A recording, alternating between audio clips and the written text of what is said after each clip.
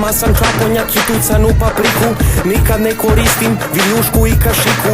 Pojeo sam meze i predo se ražnjićima. Mi smo u kafani, a klinci po kafićima. Toči se rakija kod odvrno si česmu. Pevačica mi grli jer platio sam joj pesmu. Začuđeno nas gledaju i kučići i mačke. Harmonikaša smo okačili da svira na opačke.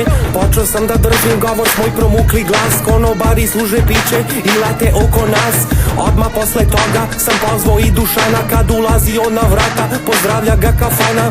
To je zapisano u sveskama i knjigama. Najbolje se provedeš kad upoznaš pravog Srbina. U vojsci on je jeo i žabe i skakavci, a kući sluša ženu i deci bije kokavci. Niko nema šta Srbija ima, salate, kajmak, pečena rakija, a Srbin domaćin sedi za stolom, meša supu, u istu cedi lovor. Niko nema šta Srbija ima, salate, kajmak, pečena rakija, a Srbin domaćin sedi za stolom, meša supu, u istu cedi lovor.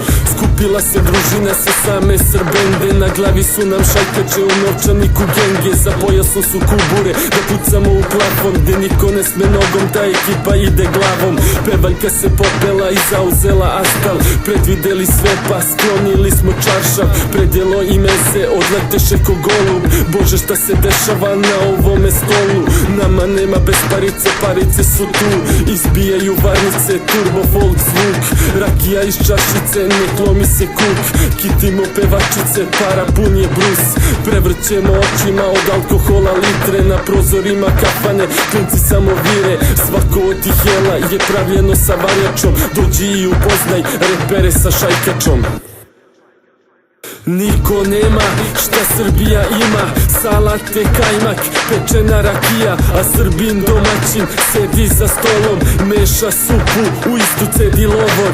Niko nema šta Srbija ima, salate, kajmak, pečena rakija, a Srbin domaćin sedi za stolom, meša supu, u istu cedi lovor.